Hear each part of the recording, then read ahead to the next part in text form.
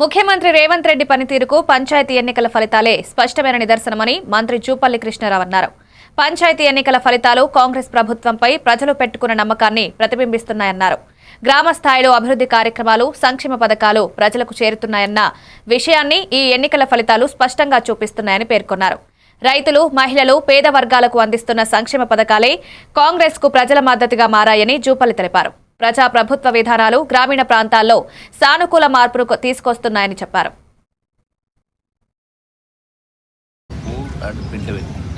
4 మండలాలకు సంబంధించి మొత్తం ఉన్న స్థానాలు 78. ఈ 78 స్థానాల్లో 47 స్థానాలు కాంగ్రెస్ పార్టీ కైవసం చేసుకోవడం జరిగింది. బీజేపీ, బీఆర్ రెండు కలిసి పోటీ చేసినాయి.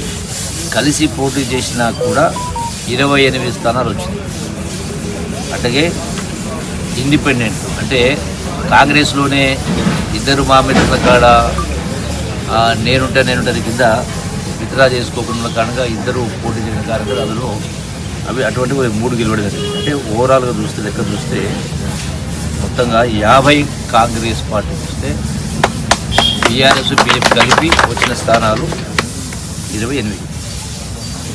కోడేరు మండలిలో 14 ఉంటే కాంగ్రెస్ మొత్తం 22 ఉంటే కాంగ్రెస్ 14, బీఆర్ఎస్ 6, ఇండిపెండెంట్ 2, మొత్తం 22. అంటే పెద్దకొత్తపల్లిలో మొత్తం 28 ఉంటే 18 కాంగ్రెస్, 10 బీజేపీ, బీఆర్ఎస్. తర్వాత అట్లాగే గుల్లాపూర్ సంబంధించి 18లో 10 కాంగ్రెస్, బీజేపీ, బీఆర్ఎస్ కలిపి 7, 1 ఇండిపెండెంట్. అట్లాగే పెంటపల్లికి సంబంధించి చెరి 5 రావడం జరిగింది, మొత్తం 10లో. ఇంకా 3 మండలాలు ఉన్నాయి. అంటే ఈ 2 సంవత్సరాల కాలంలో కాంగ్రెస్ పార్టీ పైన ఉన్నటువంటి ప్రజాభిమానంతో 2 భాగాలు అంటే 2 వంతులు కాంగ్రెస్ పార్టీకి వస్తే 1 వంతు మాత్రమే బీజేపీ, బీఆర్. కాంగ్రెస్ పార్టీ చేపట్టిన ఓట్ చోరీ ర్యాలీలో ప్రధాని నరేంద్ర మోదీపై అభ్యంతరకర నినాదాలు వినిపించాయంటూ బీజేపీ ఎంపీలు పార్లమెంట్లో తీవ్ర ఆందోళన చేపట్టారు. మోదీని సమాధి తవ్వుతామనే నినాదాలు దేశ గౌరవానికి విరుద్ధమని పేర్కొంటూ బీజేపీ నేతలు తీవ్ర అభ్యంతరం వ్యక్తం చేశారు.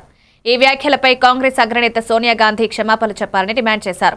ఈ అంశాన్ని రాజ్యసభలో బీజేపీ జాతీయ అధ్యక్షుడు జేపీ నడ్డా లేవనెత్తగా లోక్సభలో కేంద్ర మంత్రి కిరణ్ రిజిజు తీవ్రంగా స్పందించారు. ఇరు సభల్లోనూ ఈ అంశంపై వాడివేడి చర్చ జరిగింది.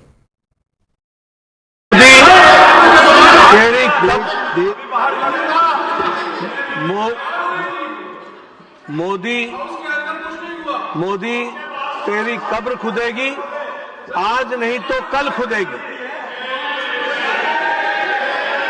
ये इस तरीके के नारे की बात रिकॉर्ड की जा रही है, प्लीज. ये तरीके के नारे कांग्रेस पार्टी के सोच और मानसिकता को दर्शाता है. ये नामदारों के झंझलाहट को स्पष्ट इंगित करता है और साथ में इस तरीके की बात कहना एक प्रधानमंत्री जी के खिलाफ और मृत्यु की कामना करना यह अपने आप में बहुत ही निंदनीय है. इसके लिए हमारे नेता प्रतिपक्ष और कांग्रेस पार्टी के नेता यहां बैठी हैं, आदरणीय सोनिया गांधी जी, इनको देश से माफी मांगनी चाहिए और देश से माफी मांगनी चाहिए और ये नामदारों की झंझलाहट है, इसको समझना चाहिए. మాజీ మంత్రి ధర్మాన ప్రసాదరావుపై ఎమ్మెల్సీ దువ్వాడ శ్రీనివాస్ తీవ్ర స్థాయిలో విమర్శలు చేశారు. ఎన్నికల్లో ఓటమి తర్వాత ఆయన 5 ఏళ్ల పాటు ఇంటికే పరిమితమవుతారని వ్యాఖ్యానించారు. ఎన్నికలకు 6 నెలల ముందు మాత్రమే ప్రజల్లోకొచ్చి రాజకీయాలు చేస్తారని ఆరోపించారు. ప్రజల సమస్యలపై నిరంతరం పోరాడే నాయకత్వం ధర్మాన వద్ద లేదని విమర్శించారు. మీడియాతో మాట్లాడుతూ పార్టీ కార్యకర్తలను పట్టించుకోని నేతలు ఇప్పుడు ప్రజాసేవ గురించి మాట్లాడడం విడ్డూరమన్నారు. ఓటమిని జీర్ణించుకోలేకనే ఇలాంటి వ్యాఖ్యలు చేస్తున్నారని ధర్మాన వర్గం స్పందిస్తోంది. రాజకీయంగా నిలదొక్కుకోవాలంటే ప్రజల మధ్య ఉండాల్సిందేనని దువ్వాడ సూచించారు. ఈ వ్యాఖ్యలతో శ్రీకాకుళం రాజకీయ వర్గాల్లో చర్చ మొదలైంది. 2 వర్గాల మధ్య మాటల యుద్ధం మరింత తీవ్రమయ్యే సూచనలు కనిపిస్తున్నాయి. కూడా సాక్ష్యాధారాలతో చెప్తున్నాను.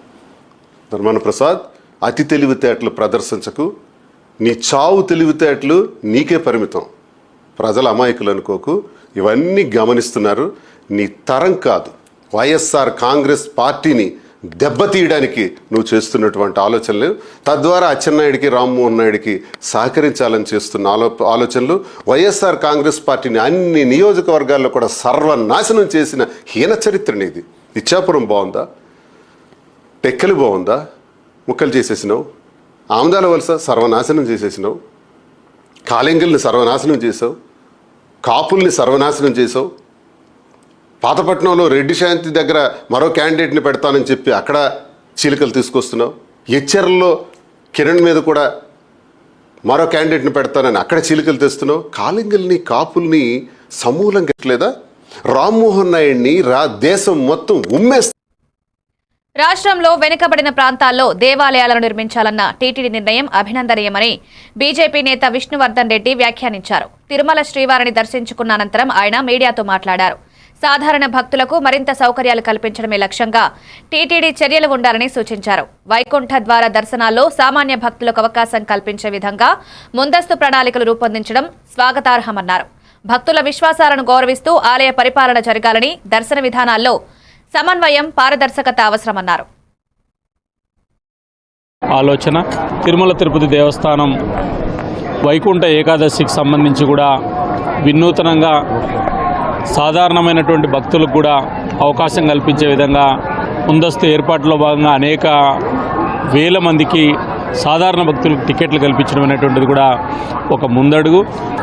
ఆంధ్రప్రదేశ్లో చాలా దేవాలయాలు ఏవైతే దీపద్వీప నైవేద్యానికి నోచుకున్నటువంటి ఆలయాలు ఏవైతే ఉన్నాయో వాటిని రేపు జరిగేటువంటి పాలక మండలిలో చర్చించి అవసరమైతే పాలక మండలి సబ్ కమిటీని ఒకటి ఏర్పాటు చేసి వాటికి నేరుగా తిరుమల తిరుపతి దేవస్థానం సహకరించాలని, హిందూ ధార్మిక ప్రచారానికి ఇది ఉపయోగపడుతుందని విజ్ఞప్తి చేస్తుంది.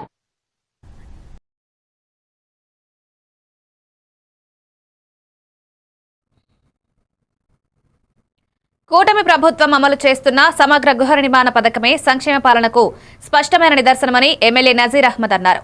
అమరావతిలోని ఎన్టీఆర్ భవన్లో నిర్వహించిన మీడియా సమావేశంలో ఆయన ఈ వ్యాఖ్యలు చేశారు. పేదలందరికీ సొంతింటి కల సాకారం చేయాలనే లక్ష్యంతో ప్రభుత్వం ముందుకు సాగుతోందన్నారు. గతంలో ఇళ్ల నిర్మాణం పేరుతో జరిగిన అవకతవకలకు పూర్తిగా చెక్ పెట్టామని, అర్హులైన ప్రతి లబ్ధిదారుడికి నాణ్యమైన ఇల్లు అందేలా పగడ్బందీ చర్యలు తీసుకుంటున్నామని తెలిపారు. గృహ నిర్మాణంతో పాటు అవసరమైన మౌలిక సదుపాయాల కల్పనకు కూడా ప్రభుత్వం సమానంగా ప్రాధాన్యమిస్తోందన్నారు. కోసం ప్రణాళికలు రచిస్తే మీరు 5 సంవత్సరాల్లో ఏం పీకారో రాష్ట్ర ప్రజలకు, ముఖ్యంగా నగర ప్రజలకు ఒక్కసారి చెప్పాలని చెప్పి ఈ సందర్భంగా కోరుతా ఉన్నా. ఈరోజు మీరు చెప్తా ఉన్నారు ఇది ఐకానిక్ బ్రిడ్జ్ లాగా హిందూ కాలేజ్ కోడల దగ్గర నుండి అరండల్ బీఈడి కాలేజ్ వరకు వేయాలని. మీకు ఏ మాత్రం అవగాహన ఉంటే మీరు ఇరిగేషన్ శాఖ మంత్రిగా చేసినప్పుడు ఈ రాష్ట్రంలో ప్రజలు నవ్వుకున్నటువంటి పరిస్థితులు మేమందరం కూడా చూసాం. నిజంగా ఈరోజు మీరు ప్రాపర్టీ లాస్ అవుతాయంటున్నారు. Railway over bridge, railway track ఎంతవరకు అవసరమైందో అంతవరకే వాడతారు. దాన్ని బట్టి ఈరోజు వారికి అవసరమైన దానికి లోకల్గా పబ్లిక్ అవసరమైనటువంటి బ్రిడ్జ్ని వెడల్పు చేసేటువంటి కార్యక్రమం కూడా ఈరోజు తీసుకోవడం జరిగింది. కేంద్ర మంత్రిగా పెమ్మసాని చంద్రశేఖర్ గారు నగరంలో ప్రజలు పడుతున్నటువంటి ఇబ్బందుల మీద పూర్తిగా అవగాహన చేసుకొని ఈ కార్యక్రమానికి శ్రీకారం చుట్టినటువంటి పరిస్థితులు. మీరు గుంటూరు నగరంలో ఉంటూ 30-20 సంవత్సరాలుగా ఉంటూ మీరు ఒక రాజకీయవేత్తగా ఎటువంటి ఆలోచన లేకుండా అవగాహన రాహిత్యంతో మీరు మాట్లాడుతున్నటువంటి మాటలు చూస్తే నిజంగా చాలా హాస్యాస్పదంగా ఉంది. ఈరోజు ఎప్పుడు వచ్చామన్నది కాదు, బుల్లెట్ దిగిందా లేదా అనేటువంటి విధంగా ఆయన గెలిపించినటువంటి మరుక్షణం నుంచే ఈరోజు నగర అభివృద్ధి కోసం కంకణం కట్టుకున్నటువంటి పరిస్థితులు. పీపీపీ విధానంలో ఏర్పాటు చేస్తున్న మెడికల్ కాలేజీలపై కేంద్ర ప్రభుత్వ ప్రజలకు స్పష్టత ఇవ్వాలని AP biodiversity board chairman Vijay Kumar demand చేశారు. అమరావతిలో జరిగిన మీడియా సమావేశంలో ఆయన ఈ అంశంపై మాట్లాడారు. పీపీపీ విధానం పేరుతో ప్రజాధనం ప్రైవేట్ సంస్థలకు లాభపడేలా మారుతోందని విమర్శించారు. మెడికల్ విద్య సామాన్యులకు అందుబాటులో ఉండాలంటే ప్రభుత్వ నియంత్రణ తప్పనిసరిగా అవసరమని విజయ్ కుమార్ చెప్పారు. ఇది కేవలం 631 కోట్లు మాత్రమే. అది కూడా కేంద్ర ప్రభుత్వం ఇచ్చిన నిధులు మాత్రమే.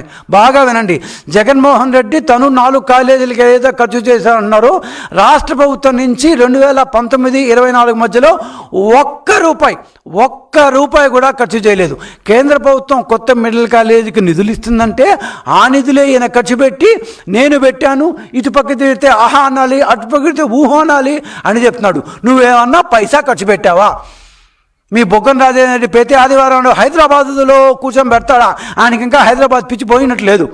ఈరోజు పీపీపీ మోడ్లో కేంద్ర ప్రభుత్వం స్థాయి సంఘం ఇచ్చిన నివేదిక ప్రకారం, సెంట్రల్ గవర్నమెంట్కి ఇచ్చిన నివేదిక ప్రకారం ఒక్కొక్క కాలేజీలో 250 సీట్ల వరకు పెట్టుకోవచ్చు అని స్పష్టంగా చెప్పింది. ఈసారి ర్యాలీలు చేస్తూ ఒక్క క్షణం ఆగి మీ వాళ్ళందరూ ఇంటర్నెట్లో చూస్తే బ్రహ్మాండంగా కనిపిస్తుంది.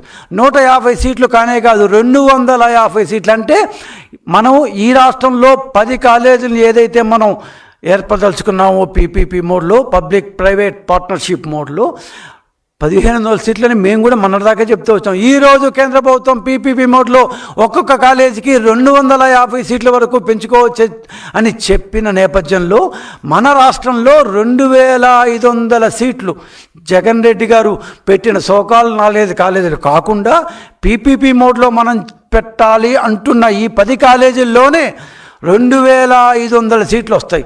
దీంట్లో పీపీపీ మోడ్ కాబట్టి సెంట్రల్ గవర్నమెంట్కి 15% ఇవ్వనక్కర్లేదు.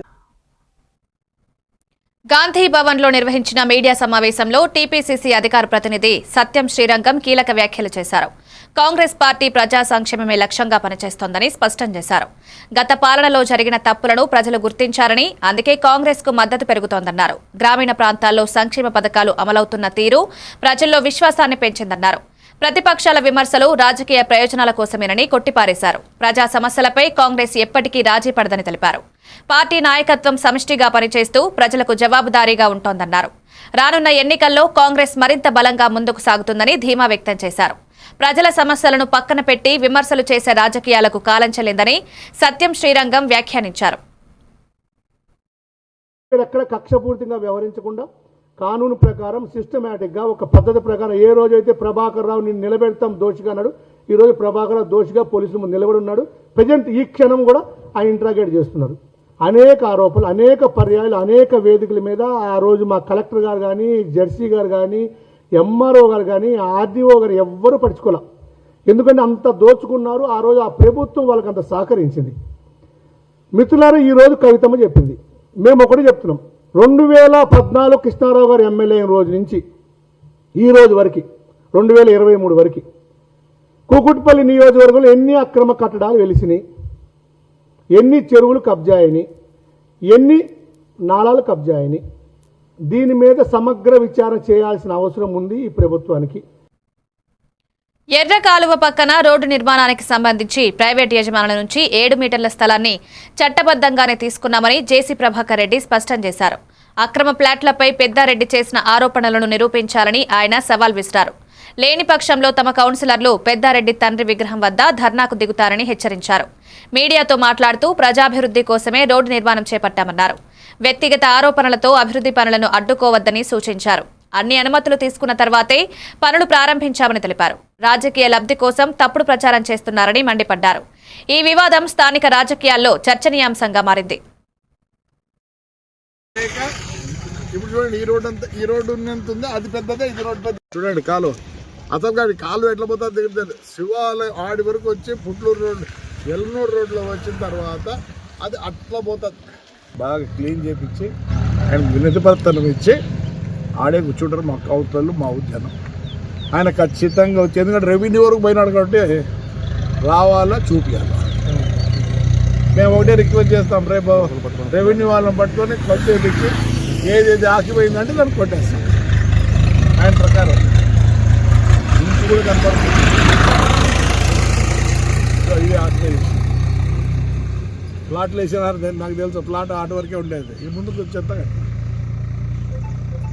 వీళ్ళ వాళ్ళే ఇద్దరు, నాకు తెలిసి ఇప్పుడు ఇద్దరు వీళ్ళ వాళ్ళే ఆక్యుపై చేసినారు. ఎవరు ఆక్యుపై చేయాలి? రైట్ అమ్మా, రేపు పొద్దున్నే 10 గంటలకి ఎంఆర్ఓ గారికి వినతి పత్రం ఇచ్చి అక్కడి నుంచి పోయి వాళ్ళ పెద్ద ఆయనకు కూడా వినతి పత్రం ఇచ్చి ఆడే కూర్చుంటాం రెవెన్యూ వాళ్ళు, ఆయన వచ్చి జవాబు చెప్పేస్తారు. 7 మీటర్లే అందరితో ఇప్పించుకొని సంతకాలు పెట్టి పంచాయతీరాజ్కి ఇచ్చినాము.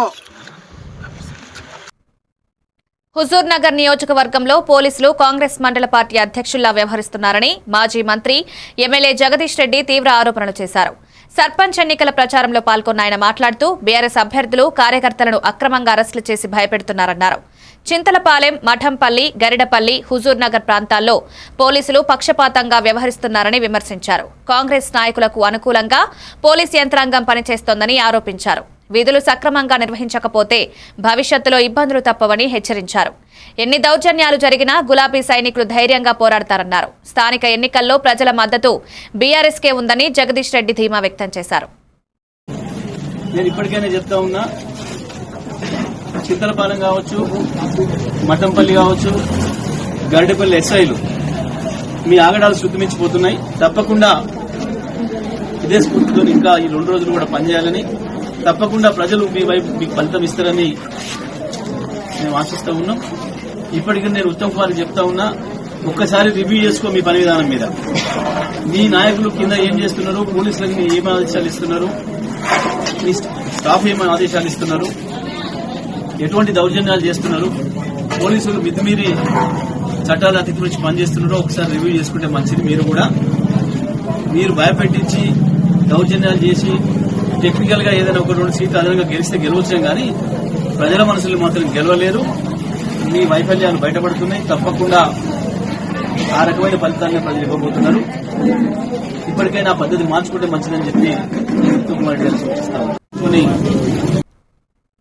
గెలిచిన సర్పంచ్లకు అన్ని విధాల అండగా ఉంటామని బీఆర్ఎస్ వర్కింగ్ ప్రెసిడెంట్ కేటీఆర్ స్పష్టం చేశారు. ప్రతి జిల్లాకు ప్రత్యేకంగా లీగల్ సెల్ ఏర్పాటు చేస్తామని ప్రకటించారు. కాంగ్రెస్ నాయకులు బెదిరింపులకు పాల్పడి తప్పుడు కేసుల్లో ఇరికించే ప్రయత్నాలు చేస్తున్నారని ఆరోపించారు. అటువంటి చర్యలకు భయపడొద్దని సర్పంచ్లకు భరోసా ఇచ్చారు. మీకు రావాల్సిన నిధులను మోదీ గాని రేవంత్ రెడ్డి గాని ఆపరేలని, అది మీ హక్కు అని అన్నారు. ఈ ప్రభుత్వం ఇంకా 2.5 సంవత్సరాలే ఉంటుందని, ఆ తర్వాత మళ్లీ బీఆర్ఎస్ ప్రభుత్వం అధికారంలోకి వస్తుందని ధీమా వ్యక్తం చేశారు. పార్టీ కార్యాలయం మీకు రక్షణ కేంద్రంగా ఉంటుందని చెప్పారు. ఏ సమస్య వచ్చినా లీగల్ సెల్ మీకు అండగా నిలుస్తుందని హామీ ఇచ్చారు. బీఆర్ఎస్ శ్రేణులు ధైర్యంగా పనిచేయాలని కేటీఆర్ పిలుపునిచ్చారు. ద్వారా రావాల్సిన పైసలు ఎవడు ఆపలేడు. ఆది శ్రీనివాస్ ఆపలేడు, రేవంత్ రెడ్డి ఆపలేడు, నరేంద్ర మోడీ కూడా ఆపలేడు. ఎందుకంటే అది రాజ్యాంగం. అంబేద్కర్ రాసిన రాజ్యాంగం ఆధారంగా మీకు రావాల్సిన పైసలు బరాబర్ వస్తాయి. ఎవనయ్యా కూడా ఆపలేడు. అది కానీ ఏమన్నా గిట్లనే ఆడనో ఈడనో బెదిరించే ప్రయత్నం చేస్తారు. వీళ్ళు చాలా లంగలు కాంగ్రెస్ వాళ్ళు. వాళ్ళ మాటినకపోతే ఏం చేస్తారు, సర్పంచ్ గారిని ఏదో ఒక దానిలో ఇరికియాలి, ఇరికిచ్చి వాళ్ళని సస్పెండ్ చేయాలి. ఎందుకంటే అధికారం కదా, సస్పెండ్ చేయాలి. సస్పెండ్ చేసి ఉప సర్పంచ్ వాళ్ళ మనిషిని పెట్టుకోవాలి, వాళ్ళకు బాధ్యత ఇవ్వాలని చెప్పి లంగ కథలు చేస్తారు. అందుకే మనకు కూడా తెలివి ఉంది కాబట్టి, భగవంతుడు వాళ్ళకే కాదు మనకు కూడా తెలివితేటలు ఇచ్చిండు కాబట్టి నేనేం చెప్తున్నా అంటే, జిల్లాల వారీగా సర్పంచులకు అండగా నిలబడేందుకు ప్రతి జిల్లాలో లీగల్ సెల్ ఏర్పాటు చేస్తాం. ఎక్కడ ఎవడన్నా మిమ్మల్ని సస్పెండ్ చేసే ప్రయత్నం చేస్తే వెంటనే 1 సెకండ్ కూడా మీరు ఆలస్యం చేయకండి. జిల్లా పార్టీ ఆఫీస్ ఇక్కడనే మీకు పక్కనే ఉన్నది. మన జిల్లా గింతనే జిల్లా, చిన్న జిల్లా, 12 మండలాలు, 2 మున్సిపాలిటీలు, చాలా చిన్న జిల్లా మనది. వెంటనే అర్ధగంట లోపల మీరు ఇక్కడికి రావచ్చు. లక్ష్మీనరసింహారావు గారిని, రవిశంకర్ గారిని, రసమై బాలకృష్ణ గారిని, మా తోట ఆగయ్య గారిని నేను కోరుతా ఉన్నా. ఎక్కడ ఏ ఊర్లో చిన్న, ఇప్పుడు 83 మంది మాత్రమే కాదు, ఇంకా 17 నాడు మళ్ళీ ఎలక్షన్ ఉంది, మళ్ళా జోరుదారు గెలుస్తాం, నాకే అనుమానం లేదు.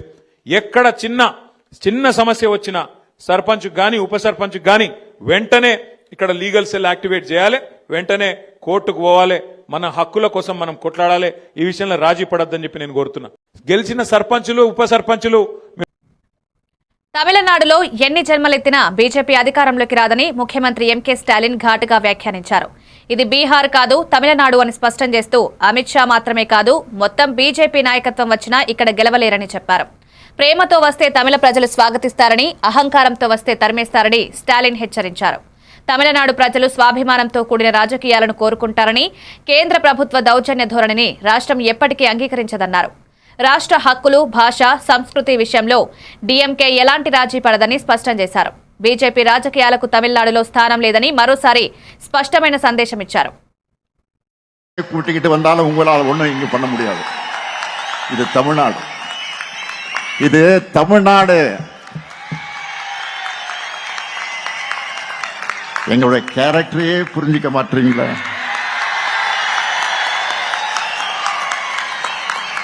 அன்போட வந்தா அரவணைப்போம், ஆணவத்தோட வந்தா அடிபடைய மாட்டோம், எதிர்த்து நிற்போம்.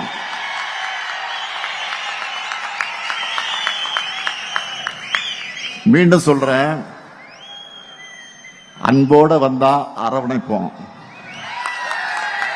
ஆணவத்தோட வந்தா அடிபடைய மாட்டோம், எதிர்த்து நிற்போம். உங்களை ஜெயிச்சு காண்பிப்போம். இந்தியாவிலேயே பிஜேபிக்கு எதிராக ஐடியாலஜிக்கல் ஃபைட் பண்ணிக்கிட்டு இருக்கக்கூடிய ஒரே ఇవి updates keep watching even TV news.